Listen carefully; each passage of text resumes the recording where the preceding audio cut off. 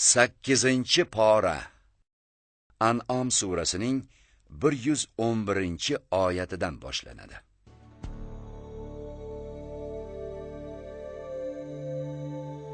Mabodo biz ularga farishtalarni tushursak va o'liklar tirilib ularga gapirsa, hamda hamma narsani kafil sifatida ularning muqobiliga jam qilganimizda ham Alloh xohlaganidan boshqalari iymon keltirmagan bo'lar edilar. Lekin ularning aksariyati buni bilmaydilar. Shuningdek, har bir payg'ambarga insu jinning shaytonlarini dushman qilib qo'ydik. Ular aldash maqsadida soxta xushsuxanlik bilan bir-birlariga vasvasa qiladilar. Agar Rabbingiz xohlasa, bunday qilmagan bo'lar edilar. Ularni ham, to'qiyotgan bo'xtonlarini ham qo'yavering. U soxta so'zlardan oxiratga ishonmaydiganlarning dillari ta'sirlanishi va u bilan qanoatlanib qiladigan narsa gunohlarini qilishlari uchun vasvasa qildilar. Ularga ayting: Allohdan boshqa hakam izlayimmi? Holbuki u sizlarga kitob Qur'onni batafsil nozil qilgan zotdir. Biz kitob bergan ahli kitoblar u Qur'onning haqiqatan Rabbingizdan nozil qilinganini biladilar. Bas siz aslo shak qiluvchilardan bo'lmang. Rabbingiz so'zi rostlik va adolat jihatidan kamolga yetdi. Uning so'zlarini o'zgartiruvchi kuch yo'q. U sami, eshituvchi va alim, donodir. Yer yuzidagi ko'p kishilar so'ziga itoat qiladigan bo'lsangiz, sizni Alloh yo'lidan yanglishtiradilar. Ular faqat gumonga beriladilar va faqat yolg'onchilik qiladilar. Albatta, Rabbingiz uning yo'lidan yanglishgan kimsani ham yaxshi biluvchi va u hidoyat topganlarni ham yaxshi biluvchidir. Bas, ey musulmonlar, agar uning oyatlariga iymon keltiruvchi bo'lsangiz, so'yishda Allohning nomi aytilgan narsa halol hayvonlar go'shtidan tanovvul qilingiz. Sizlarga ne bo'ldiki, Allohning nomi aytilgan narsa hayvon go'shtlaridan yemaysizlar? Vaholanki u sizlarga harom qilgan narsalarni zarurat holatingiz mustasnoligini batafsil bayon qilgan edi. Albatta, ko'pchilik o'z havoyu xohishlari tufayli bilmasdan o'zlarini yanglishtiradilar. Albatta, Rabbingiz tajovuzkorlarni biluvchiroqdir. Gunohning oshkorasini ham, maxfiysini ham tark edingiz. Albatta, gunoh qilganlar qilmishlari tufayli jazolanadilar. Allohning nomi aytilmagan narsalardan yemangiz. Zero u fosiqlikdir. Shaytonlar esa o'z do'stlari mushriklarni sizlar bilan bahslashishlari uchun vasvasa qilurlar. Agar ularga itoat qilsangiz, albatta sizlar ham mushriklarsiz.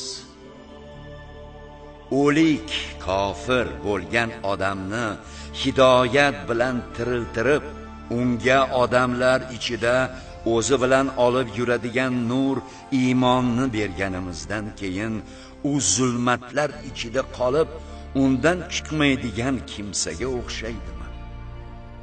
Shunga o'xshash kofirlarga o'z ishlari zinatli ko'rinadigan qilib qo'yildi. Shuningdek, har bir qishloqda uning yirik jinoyatchilarini u yerda makr qiladigan etib qo'ydik. O'zlari sezmagan holda ular faqat o'zlarigagina makr qiladilar. Ularga biror oyat yoki mo'jiza kelsa aytadilar: bizga Allohning boshqa payg'ambarlariga berilgani kabi oyat yoki mo'jizalar berilmagunicha sira iymon keltirmaymiz. Alloh payg'ambarlikni qayerga qo'yish, ravo ko'rishni yaxshi biluvchidir. Jinoyat qilganlarga makr qilganlari sababli Alloh huzurida xorlik va shiddatli azob muhayyodir. Alloh kimni hidoyatga yo'llashni iroda etsa, uning ko'ksi qalbini islom uchun keng ochib qo'yadi. Kimni adashtirishni iroda etsa, ko'ksini go'yo osmonga ko'tarilib ketayotgandek tor va siqiq qilib qo'yadi. Shunday qilib, Alloh iymon keltirmaydiganlarga loyiq jazoni ravo ko'rgan. Rabbingizning to'g'ri yo'li shudir. Eslatma oluvchi qavm uchun oyatlarni batafsil bayon etdik. Ular uchun Parvardigorlari huzurida tinchlik diyori jannat bordir. Qilgan solih amallari sababli u ularning do'stidir. Ularning hammasini jam etadigan kunda aytamiz: ey jinlar to'dasi, insonlardan siz chalg'itganlar sonini ko'paytirdingiz-ku. Shunda ularning insonlardan bo'lgan do'stlari: ey Rabbimiz, biz shunchaki bir-birimizdan foydalandik va o'zing biz uchun belgilagan muddatga yetib keldik deganlarida Alloh aytadi: joyingiz do'zax, u yerda mangu qolursiz. Illo Alloh xohlagan vaqtlar bundan mustasnodir. Albatta, Rabbingiz hikmat va ilm sohibidir. Shunday qilib, zolimlarning qilmishlari sababli birini biriga yaqin, ro'baro qilib qo'yamiz. Ey jinlar va insonlar jamoasi, sizlarga o'zingiz o'z jinsingizdan payg'ambarlar kelib, sizlarga oyatlarimni aytib, ushbu kuningizga yo'liqishingizdan ogohlantirgan emasmidilar? Ular javob berib, o'zimizga qarshi guvohlik beramiz deydilar. Ularni shu dunyo hayoti aldab qo'ygan. Natijada o'zlarining zarariga kofir bo'lganlari bo'yicha guvohlik berdilar. Bu ishimizning boisi Rabbingizning aholisi g'ofil, ogohlantirilmagan qishloqlarni zulm bilan halok qiluvchi emasligidir. Har kim uchun qilgan amallaridan kelib chiqib belgilangan daraja, maqomlar bor. Rabbingiz ularning qilayotgan amal ishlaridan g'ofil emasdir. Rabbingiz boy va marhamatlidir. Agar xohlasa, sizlarni ketkazib, yo'q qilib, sizlardan keyin o'rningizga xuddi sizlarni boshqa qavm zurriyotidan paydo qilgani kabi o'zi xohlagan avlodni keltiradi. Albatta, sizlarga va'da qilinayotgan narsa oxiratdagi ishlar keluvchidir. sizlar o'lib ketish bilan bizni ojiz qoldiruvchi emassiz. Ayting, ey Muhammad, ey qavmim, makoningizda o'z aqidangizda turib amal qilavering. Men ham albatta amal qiluvchiman. Diyor oxiratning oqibati kimga bo'lishini bilajaksiz. Albatta zolimlar najot topmagaylar. Mushriklar u yaratgan ekin va chorvalardan Allohga ulush ajratib, o'z aqidalari bo'yicha bu Alloh uchun, bunisi sherik butlarimiz uchun deydilar. Bas, butlari uchun bo'lgani Allohga yetib bormaydi. Alloh uchun bo'lgani sherik butlariga yetib boradi. Qilgan hukmlari naqadar yomon. Shunday qilib, ko'p mushriklarga o'z sherik butlari ularni halokatga uchratish va dinlarini chalkashtirib yuborish uchun o'z bolalarini o'ldirish kabi noxush ishlarni chiroyli ma'qul ko'rsatib qo'ydilar. Agar Alloh xohlaganida buni qilmagan bo'lar edilar. Ularni ham, bo'xtonlarini ham o'z hollariga qo'yavering. Ular o'z aqidalaricha bu chorva va ekinlar harom. Ularni faqat biz ravo ko'rganlargina yeydilar. Bu hayvonlarni esa minish harom qilingan.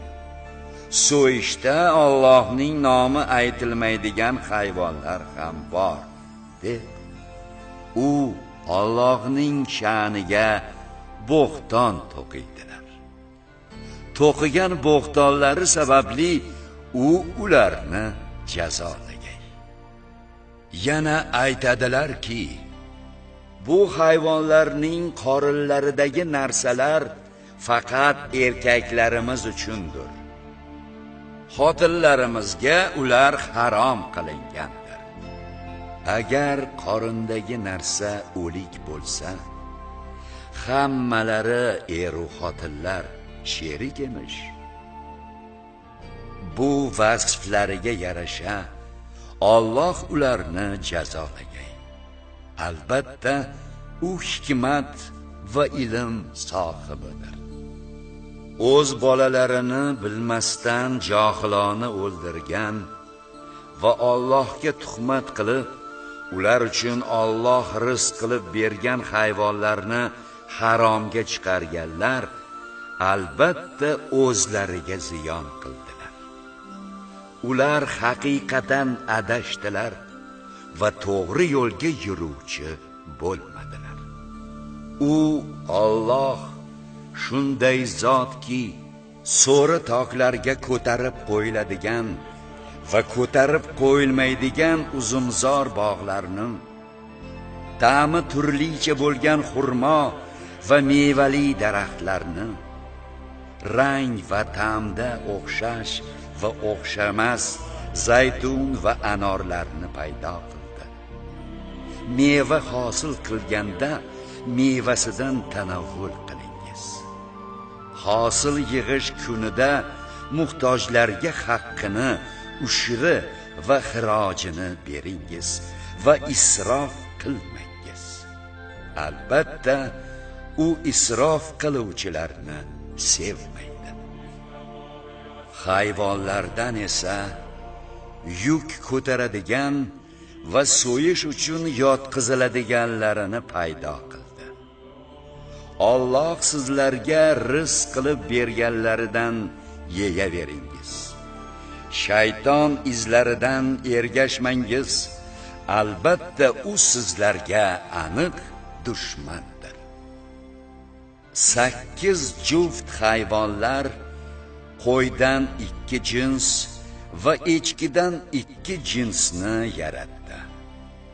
Ayting, shu ikki erkagini harom qilganmi yoki ikki urg'ochisinimi, yoxud ikkala urg'ochi bachadonlaridagi homilanimi?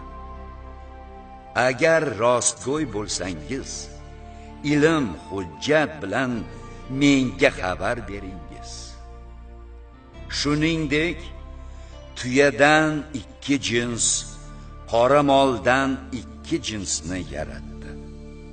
Ayting, shu ikki erkagini harom qilganmi yoki ikki urg'ochinimi, yoxud ikkala urg'ochi bachadonlaridagi homilanimi? Yoki Alloh shu hukmni buyurayotganiga guvohmisizlar? Odamlarni adashtirish uchun ilmsizlik bilan Alloh sha'niga yolg'on to'qigan kimsadan ko'ra kim ham zolimroqdir? Albatta, Alloh zolimlar qavmini hidoyat etmagan.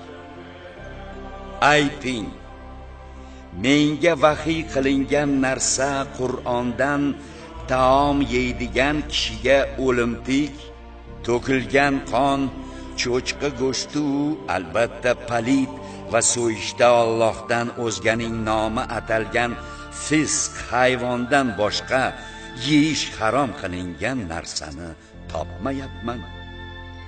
Bas, kimki zaruratda qolib boshqaga zulm qilmagan va zarurat haddidan oshmagan holda ularni yesa, albatta Rabbingiz kechirimli va rahimlidir. Yahudi bo'lmish kimsalarga barcha tuyoqli hayvonlarni harom qildik. Sigir va qo'ylardan yog'larini ularga harom qildik. Illo biqinlaridagi yo ichlaridagi yoki suyakka qapishgan narsa yog'larni harom qilmadik. Bu ularni tajovuzkorliklari sababli jazolaganimizdir. Biz albatta rostgo'ydirmiz. Agar sizni yolg'onchiga chiqargan bo'lsalar, ayting, Rabbingiz keng rahmat egasidir. Uning azobi esa jinoyatchilar qavmidan aritilmaydi. Shirk keltirgan kimsalar Alloh xohlaganida biz ham ota-bobolarimiz ham mushrik bo'lmagan va biror halol narsani harom qilmagan bo'lar edik deyishadi. Ulardan oldingilari ham to azobimizni totmagunlaricha payg'ambarlarni xuddi shunday yolg'onchiga chiqarganlar. Ayting, sizlarda bizga chiqaradigan, ko'rsatadigan ilm, hujjat bormi? Sizlar faqat gumonga ergashmoqdasiz va sizlar faqat yolg'on so'zlamoqdasiz. Ayting, yetuk hujjat faqat Allohnikidir. Agar xohlaganda edi, hammangizni hidoyatga yo'llagan bo'lar edi. Ayting, mana shu narsalarni Alloh harom qilganiga guvohlik beruvchi guvohlaringizni keltiringiz. Agar guvohlik bersalar, siz ular bilan birga guvohlik bermang. Bizning oyatlarimizni yolg'onga chiqargan va oxiratga ishonmaydiganlarning havoyi nafslariga ergashmang. Ular parvardigorlariga o'zgalarni tenglashtirayotirlar. Ayting, kelingiz, Rabbingiz sizlarga harom qilgan narsalarni o'qib beray. Unga biror narsani sherik qilmangiz. Ota-onaga yaxshilik qilingiz, bolalaringizni qashshoqlikdan qo'rqib o'ldirmangiz. Biz sizlarni ham ularni ham rizqlantirurmiz. Fahsh ishlarning oshkorasiga ham, pinhonasiga ham yaqinlashmangiz. Alloh taqiqlagan jonni nohaq qatl qilmangiz. Aql yuritishingiz uchun Allohning hukm qilgani shulardir. To voyaga yetgunicha yetimning moliga yaqinlashmangiz. Magar chiroyli yo'l bilan yaqinlashishingiz mumkin. O'lchov va tarozini adolat bilan to'la ado etingiz. Hech bir jonni toqatidan tashqarisiga taklif amr qilmaymiz. Gapirganingizda guvoh sifatida garchi qarindoshingiz bo'lsa ham adolatli bo'ling. Allohning olgan ahdiga esa vafo qiling. Eslatma olishingiz uchun Alloh qilgan hukmlari mana shulardir. Albatta, mana shu mening to'g'ri yo'limdir. Unga ergashingiz. Boshqa turli yo'llarga ergashmangiz. Aks holda ular sizlarni uning yo'lidan ayirib qo'yadi. Taqvoli bo'lishingiz uchun Allohning qilgan hukmlari mana shulardir. So'ngra chiroyli, savobli amal qilganlarga ne'matlarimizni mukammal berish va barcha narsa tafsiloti uchun hamda hidoyat va rahmat bo'lishi uchun Musoga kitob Tavrotni berdikki, shoyat ular Isroil avlodi Parvardigorlari bilan muloqotda bo'lishlariga iymon keltirsalar. Mana bu biz nozil qilgan muborak kitob Qur'ondir. Unga ergashingiz va taqvoli bo'lingiz, toki rahm qilingaysiz.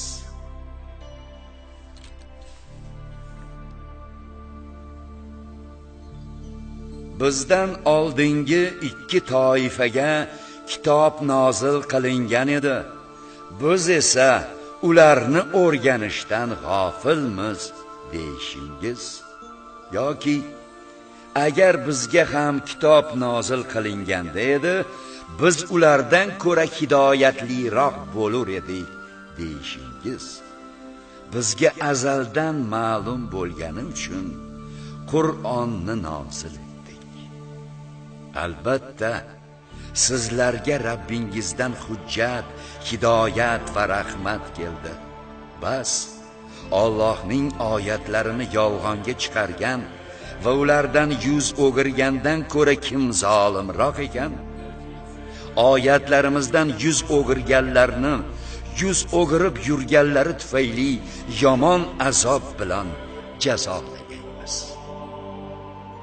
Ular faqat jon oluvchi farishtalar kelishini, yo Rabbingiz azobi kelishini, yoki Rabbingiz belgilari, qiyomat alomatlaridan ba'zisi kelishinigina kutmoqdalar.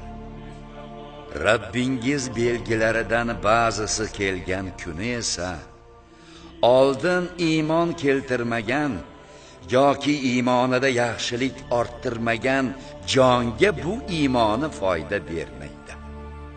Ayting, kutaveringiz, biz ham kutuvchilarmiz. Dinlarini firqalarga bo'lib, turli guruhlarga aylanganlar uchun biror narsada siz mas'ul emassiz. Ularning ishi Allohga havola. So'ngra u ularni qilib yurgan amallaridan ogoh qilur. Kimki bir hasana savobli ish qilsa, unga 10 barobar ko'paytirib yozilir. Kimki bir yomon gunoh ish qilsa, faqat o'sha gunoh miqdorida bir gunohga yarasha jazolanur. ularga nohaqlik qilinmagay. Ayting, Rabbim meni to'g'ri yo'lga, rost dinga, Ibrohimning hanif, haqqoniy diniga yo'lladi. U mushriklardan emas edi.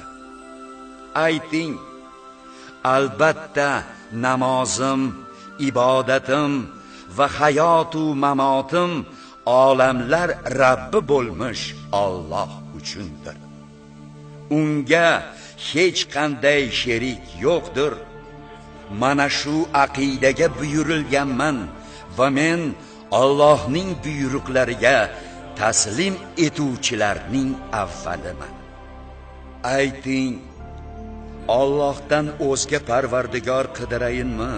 Vaholanki u hamma narsaning parvardigori bo'lsa, har bir jon inson faqat o'zi uchun ish qiladi. Hech bir ko'taruvchi gunohkor o'zga jonning yuki gunohini ko'tarmaydi.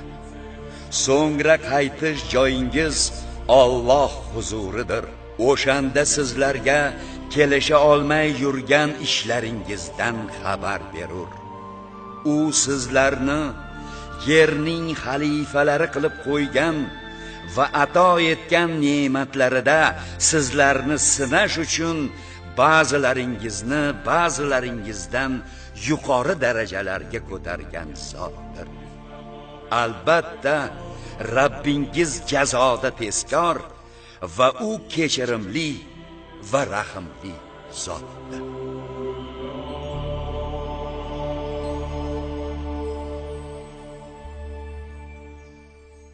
A'rof surasi Makka da nozil qilingan 206 oyatdan iborat.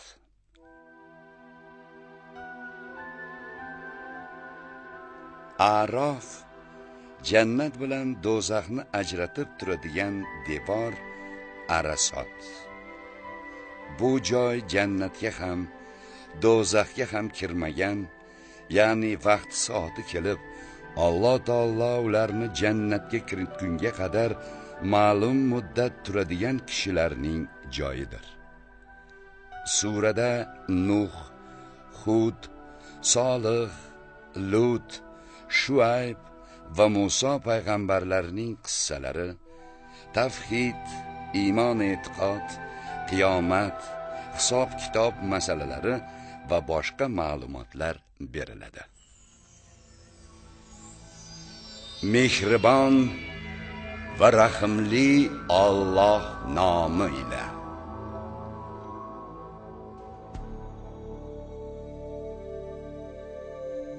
Alif, Lam, Mim, Sad. Bu Qur'on sizga nozil qilingan kitobdir. U bilan ummatingizni ogohlantirishingizda, ko'ksingizda undan tanglik, shak bo'lmasin. U Qur'on mo'minlar uchun ilohiy eslatma hamdir. Rabbingizdan sizlarga nozil qilingan narsa Qur'on ta'limotiga ergashingiz. Undan boshqa do'stlarga ergashmangiz. Eslatmadan juda kam ta'sirlanmoqdasizlar. Qanchadan qancha qishloq ahlini halok qildik. Ularga azobimiz tunda yoki kunduzi uyquda yotganlarida keldi. Ularga azobimiz kelganda duolari biz o'zimiz zolim edik deyishdan o'zga bo'lmadi. Albatta, payg'ambar yuborilganlar bilan ham, payg'ambarlar bilan ham savol javob qilurmiz. Ularga albatta qilmishlarini bilgan holda so'zlab berurmiz. Biz g'oyib emasmiz. O'sha kuni vazn, amallarning tarozida tortilishi haqiqatdir.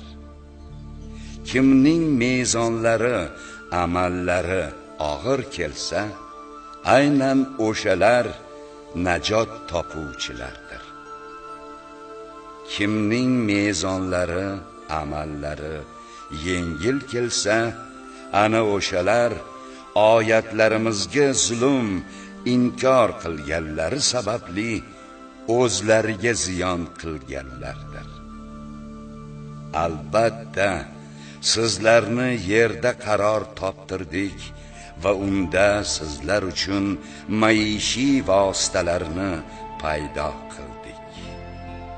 Lekin sizlar juda oz shukr qilursiz. Albatta, biz sizlarni odamni yaratdik, so'ngra sizlarga unga surat berdik, so'ngra farishtalarga odamga sajda qilingiz dedik. Ular sajda qildilar. Illo iblis sajda qiluvchilardan bo'lmadi. Alloh aytdi: senga buyurganimda sajda qilishingga nima monelik qildi? U dedi: men undan yaxshiman. Meni olovdan yaratgansan, uni odamni esa loydan yaratding. Aytdi: undan jannatdan chiq. U yer jannatda senga takabburlik qilishing joiz emas. Bas, chiq. Albatta sen endi haqirlardandirsan.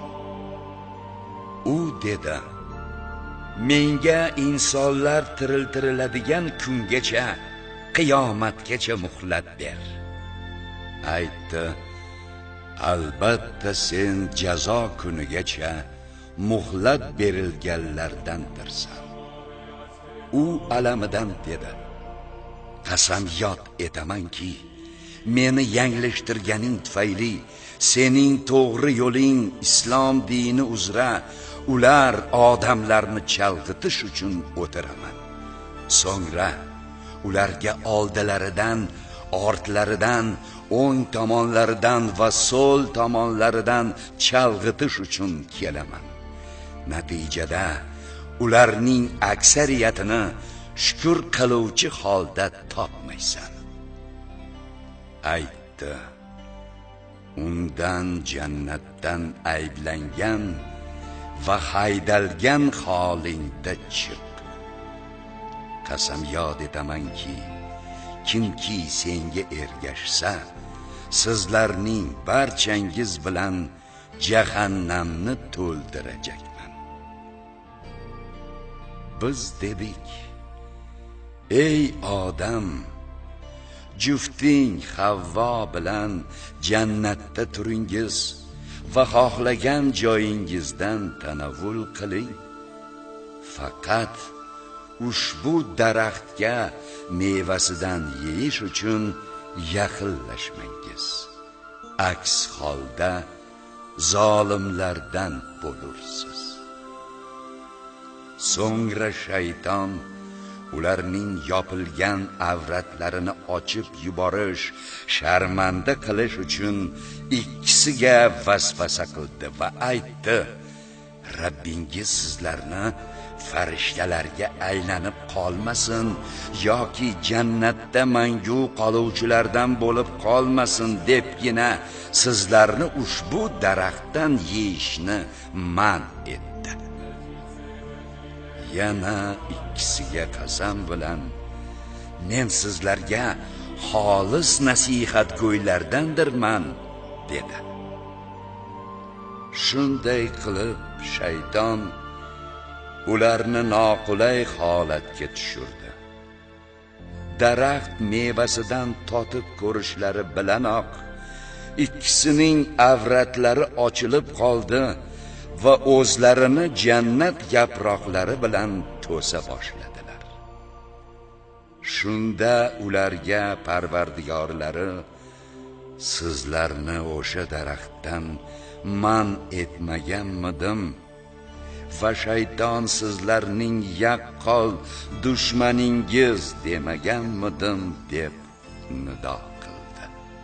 Ikkisi aytdilar: ey Rabbimiz, biz o'zimizga o'zimiz zulm qildik. Agar bizni kechirmasang va bizga rahm qilmasang, biz albatta ziyon ko'ruvchilardan bo'lib qolurmiz. Alloh dedi: bir-biringizga nisbatan dushman bo'lgan holingizda jannatdan tushingiz. Sizlar uchun ma'lum vaqt ajalingiz yetgungacha yerda qaror topish va foydalanish bordir. Yana dedi: unda yashaysiz, unda o'lursiz va undan oxiratda chiqarilursiz. Ey odam avlodi, sizlarga avratlaringizni berkitadigan libos va patlar, zinat kiyimlarini tushirdik. Ammo taqvo libosi bu yaxshiroqdir. Bular Allohning mo'jizalaridandir. Shoyat buni eslab ko'rsalar. Ey odam avlodi, shayton ota-onalaringiz Odam va Havvoning avratlarini o'zlariga ko'rsatib, uyaltirib jannatdan chiqargani kabi sizlarni ham aldab qo'ymasin. Zero u va uning to'dasi sizlar ularni ko'ra olmaydigan tarafdan sizlarni ko'radilar. Biz shaytonlarni iymon keltirmaydiganlarga do'st qilib qo'ydik. Mushriklar biror fahsh ish qilsalar, ota-bobolarimizni shu odat uzra topganmiz, uni bizga Alloh o'zi buyurgan deydilar. Siz ularga: Alloh aslo fahsh ishlarga buyurmaydi. Alloh sha'niga o'zingiz bilmagan gaplarni aytaverasizmi deb ayting. Yana ayting: Rabbim adolatli bo'lishga buyurgan. Har bir masjid namoz oldidan yuzlaringiz, dillaringizni to'g'ri qiling. Unga Allohga dinni xolis qilgan hollaringizda duo qilingiz. Sizlarni avval boshda yarata boshlaganidek, qiyomatda mangu hayotga qaytursizlar. Bir guruhni hidoyatga yo'lladi, boshqa bir guruhga esa zalolat bitilgani haq bo'lib chiqdi. Zero ular Allohni qo'yib, shaytonlarni do'st qilib olib, ularni to'g'ri yo'l topganlar deb o'ylaydilar. Ey odam avlodi, har bir masjid namoz oldidan zinatlaringiz, pok kiyimlaringizni kiyib olingiz. Shuningdek, yeb ichingiz, lekin isrof qilmangiz. Zero u isrof qiluvchilarni sevmagan. Ayting: bandalari uchun chiqargan Allohning zinatini va pok rizqlarini kim haromga chiqardi? Ayting: u zinat va pok rizqlar bu dunyoda iymon keltirganlar va boshqalar uchun, qiyomat kunida esa xolis mo'minlarning o'zlari uchun bo'lur. Shunday qilib oyatlarni biladigan qavmlarga mufassal bayon qilurmiz. Ayting: Rabbim albatta fahsh ishlarning oshkorayu pinxonasini, gunoh ishlarni, nohaq tajovuzkorlikni va Alloh hech qanday hujjat tushirmagan narsalarni unga sherik qilishingizni hamda Allohning sha'niga o'zingiz bilmagan narsalarni gapirishingizni harom qildi. Har bir ummatga jazo uchun muhlat belgilangan. Qachonki ularning muhlati kelar ekan, uni biror soat kechga ham, ilgariga ham sura olmaydilar. Ey odam avlodi, agar sizlarga o'zingizdan inson zotidan bo'lgan payg'ambarlar mening oyatlarimni sizlarga o'qigan holda kelsalar, bilib qo'yingizki, kimki taqvoli bo'lib o'zini tuzatsa, u kabalarga oxiratda xavf yo'q va ular tashvish ham chekmagaylar. Oyatlarimizni yolg'onga chiqargan va ulardan o'zlarini yuqori tutib kibr qilganlar ana o'shalar do'zax ahlidirlar. Ular u yerda mangu qoluvchidirlar. Alloh sha'niga yolg'on to'qigan yoki uning oyatlarini yolg'onga chiqargan odamdan ko'ra kim ham zolimroqdir? Ana o'shalarga kitobdagi yashash nasibalari bitgach, vafot ettiruvchi farishtalarimiz ularga kelganlarida Allohni qo'yib iltijo qilgan narsa butlaring qani deganlarida, ular bizdan yo'qoldilar deyishadi. Kofir bo'lganlari to'g'risida o'zlariga o'zlari guvohlik berurlar. Ularga Alloh aytadi: sizlardan oldin o'tgan jin va insdan iborat kofir ummatlar ichida sizlar ham do'zaxga kiringiz. Har bir guruh do'zaxga kirganda sherigini la'natlaydi.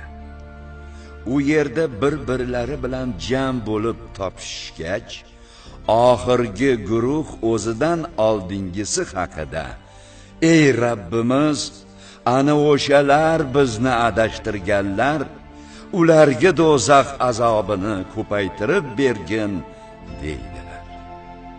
Shunda Alloh har bir guruh uchun azob ham ko'paytirilgandir, lekin sizlar buning hikmatini bilmaysiz degan. Avvalgilari adashtirilganlari keyingilariga adashganlarga aytadilar: sizlarning bizlardan ortiqligingiz yo'q, qilmishlaringizga yarasha belgilangan azobni totaveringiz. Albatta oyatlarimizni yolg'onga chiqargan va ulardan kibrlanib bosh tortganlar uchun osmon eshiklari sira ochilmagay va nina ko'zidan tuya o'tmagunga qadar jannatga kirmaslar. Jinoyatchilarni ana shunday jazolagaymiz. Ularga jahannam o'tidan ostilariga poyandoz va ustilariga yopinchiq bo'lur. Zolimlarni ana shunday jazolagaymiz.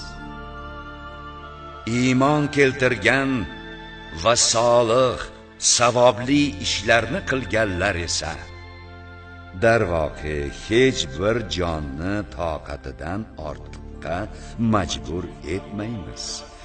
Aynan o'shalar jannat ahlidirlar. Ular u yerda mangu qoluvchilardir. Dillaridagi o'zaro adovat tuyg'ularini sug'urib tashlaymiz. Ostilaridan anhorlar oqajak.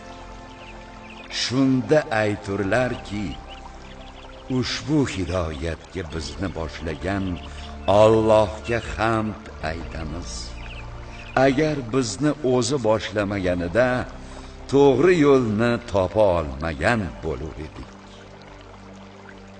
Rabbimizning payg'ambarlari haqiqatni keltirgan ekanlar. Ularga nido qilinurki, mana shu jannat.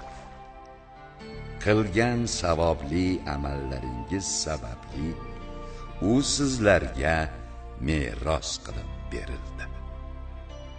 Jannat ahli do'zax ahliga qiyomat kuni Rabbimiz bizga va'da qilgan narsa jannatning haq ekanini topdik. Sizlar ham Rabbingiz va'da qilgan, ogohlantirgan do'zaxning haq ekanini topdingizmi? deb nido qilurlar. Ular ha deydilar. So'ngra o'rtalaridan bir jarchi farishta chiqib jar soladi. Zolimlar uzra Allohning la'nati yog'ilsin. Zero ular odamlarni Allohning yo'lidan to'sadigan, uni qing'ir qilishni istaydigan, oxiratga esa ishonmaydigan edilar. Jannat va do'zax ahllari o'rtalarida to'siq bordir. A'rof uzra har birini siymolaridan tanib oladigan kishilar bo'lur. Ular jannat ahliga sizlarga salom deydilar u kirishdan tamagir bo'lib kira olmaydilar. Ko'zlari do'zax ahli tarafiga burilib qolsa aytadilar: ey Rabbimiz, bizni bu zolimlar qavmi bilan birga qilib qo'ymagin. Arasot ahli siymolaridan tanish kishilarga aytadilar: to'plagan boyliklaringiz va qilgan kibrlaringiz sizlarga kuningizga yaramabdi-ku. Alloh ularga rahmatini yetkizmaydi deb siz qasam ichib yurgan faqir musulmonlar ana ularmi? Shundan so'ng Alloh arasot ahliga deydi: jannatga kiringiz. Sizlarga xavf yo'q va sizlar tashvish ham chekmaysiz. Do'zax ahli jannat ahliga bizning ustimizga suvdan yoki Alloh sizlarni rizqlantirgan narsadan to'kingiz deb nido qilurlar. Ular javobiga: Alloh siz so'ragan har ikki narsani kofirlarga, dinlarini hazil va o'yin qilib olgan va foniy dunyo aldab qo'yganlarga harom man etgan deydilar. Bugun ushbu kun muloqotini unutganlari va oyatlarimizni inkor etganlari kabi biz ham ularni unutamiz. Ularga, kofirlarga ishonadigan qavm uchun hidoyat va rahmat manbai sifatida o'zimiz mufassal bayon qilgan kitob Qur'onni ilmiy asosda keltirdik.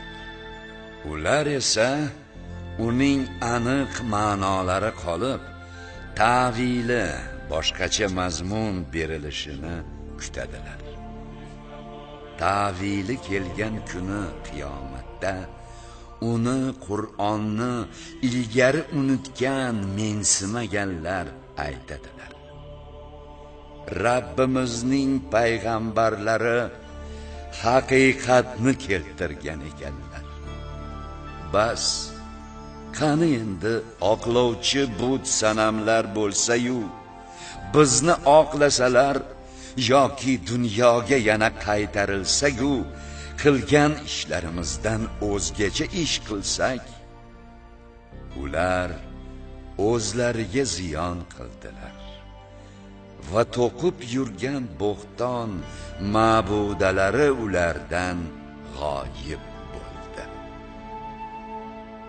Dar haqiqat, Rabbingiz osmonlar va yerni 6 kunda yaratgan.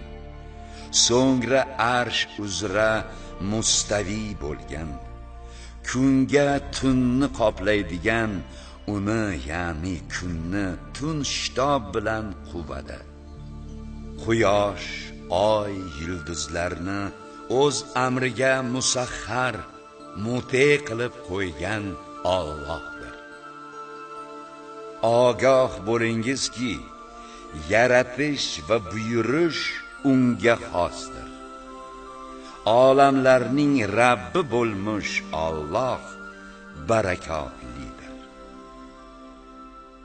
Rabbingizga zorlanib va xufiyona ovozsiz duo qilingiz.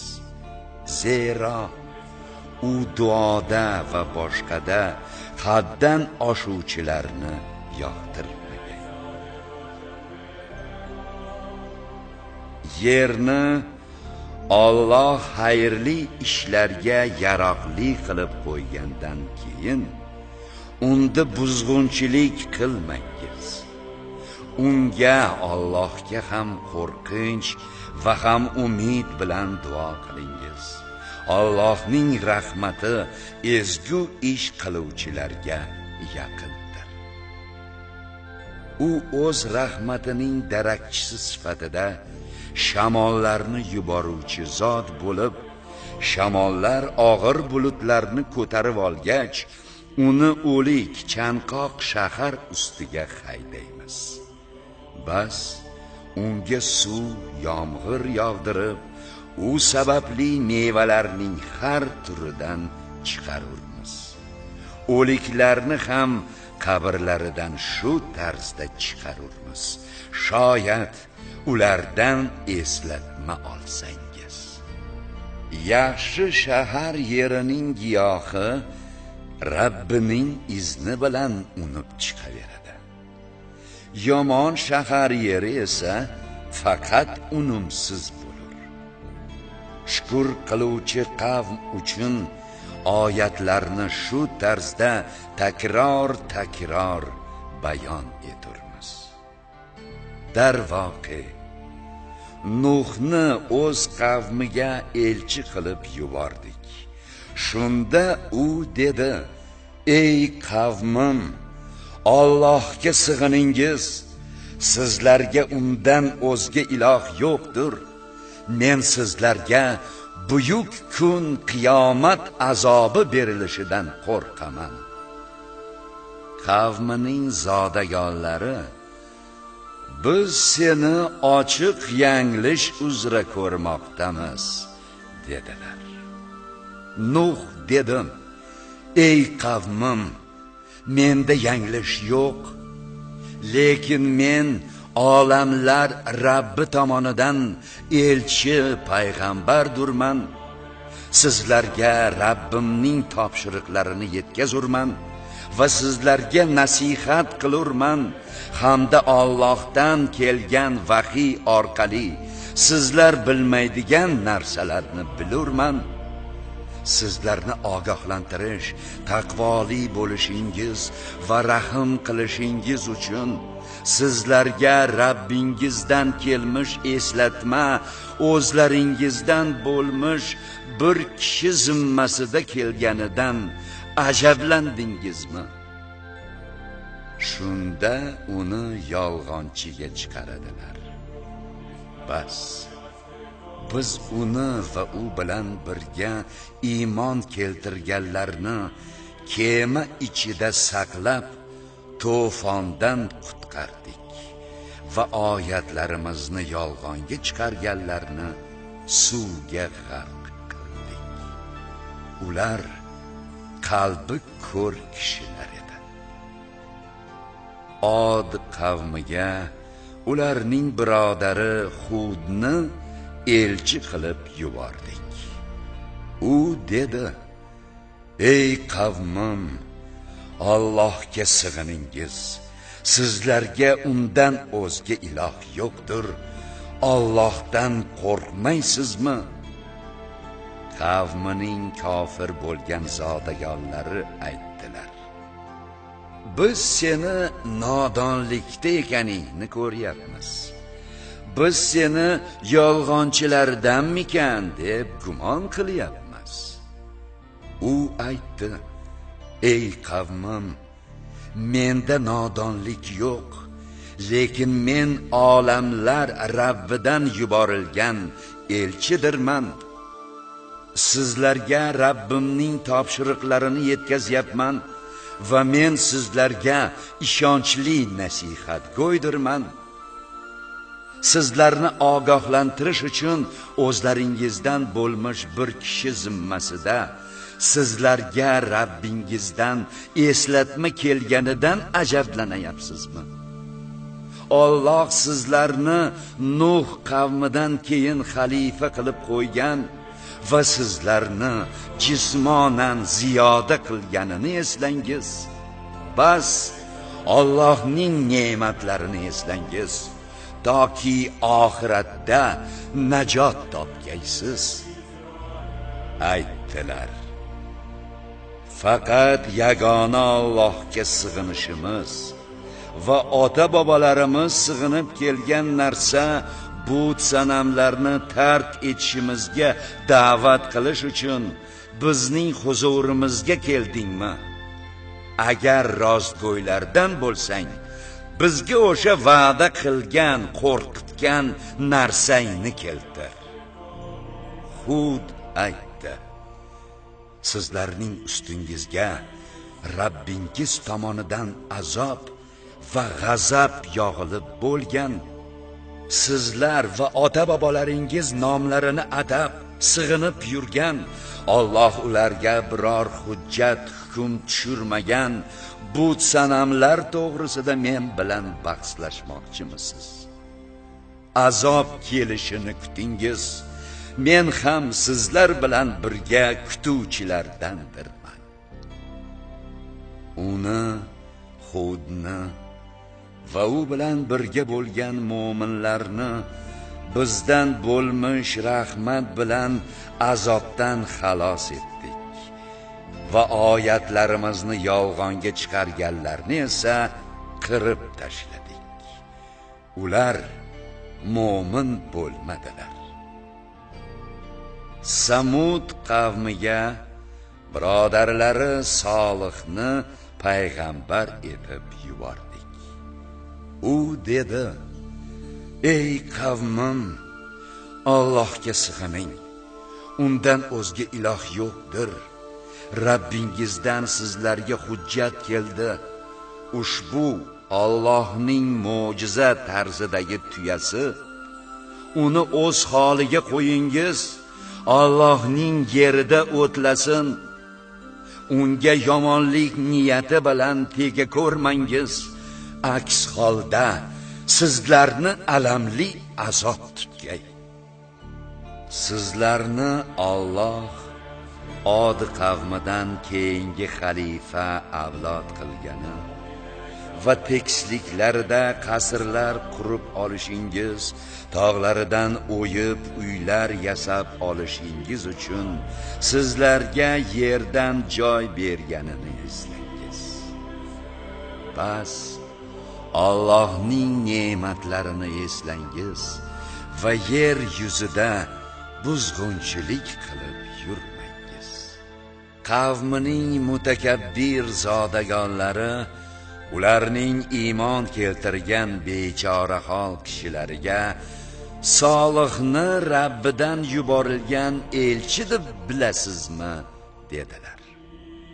Ular aytdilar: biz u orqali yuborilgan narsa vahiyga ishonuvchilarmiz. Kibrga berilganlar esa biz sizlar iymon keltirgan narsa dinga kufr keltiramiz dedilar. Shunday deb tuyani so'yib yubordilar va Parvardigorlarining amridan bosh tortdilar hamda aytdilar: ey Solih, agar payg'ambarlardan bo'lsang, bizga va'da qilgan narsang azobni keltir. Bas, ularni mudhish zilzila tutdi va o'z yurtlarida o'tirganlaricha gum bo'ldilar. Solih ulardan bezib dedi: ey qavmim, men sizlarga Rabbimning topshirig'ini yetkazdim, sizlarga nasihat qildim, lekin sizlar nasihatgo'ylarni yoqtirmaysiz. Lutni ham payg'ambar qilib yubordik. O'z qavmiga aytdi: shunday yomon fahsh ishni qilasizmi? Sizlardan oldin butun olamda hech kim uni qilmagan edi. Sizlar xotinlar qolib, shahvat bilan nafsni qondirish uchun erkaklarga kelasiz. Ha, sizlar isrofgar qavmidirsizlar. Qavmining javobi: ularni, Lut va mo'minlarni shahringizdan chiqarib yuboringiz, zero ular poklikni da'vo qiluvchi odamlardir degan so'zlari bo'ldi xolos. Uni va xotinidan boshqa ahli oilasini qutqarib qoldik.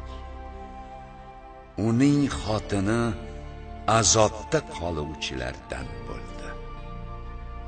Ular ustiga azobni yomg'irdek yog'dirdik. Bas, jinoyatchilar oqibati qanday bo'lganiga boqing. Madyan qabilasiga birodarlari Shuaybni elchi qilib yubordik. U aytdi: ey qavmim, Allohga sig'iningiz. Undan o'zga iloh yo'qdir. Sizlarga Rabbingizdan hujjat keldi. Bas, o'lchov va tarozini to'la to'kis o'lchangiz. Odamlarning narsalarini urib qolmangiz va yaroqli qilib qo'yilgandan so'ng yer yuzida buzg'unchilik qilmangiz. Agar chin mo'min bo'lsangiz, ana shu sizlar uchun yaxshidir. Odamlarni qo'rqitish, Allohga iymon keltirganlarni uning yo'lidan to'sish va uni qing'ir qilish maqsadida har ko'chada o'tirmangiz.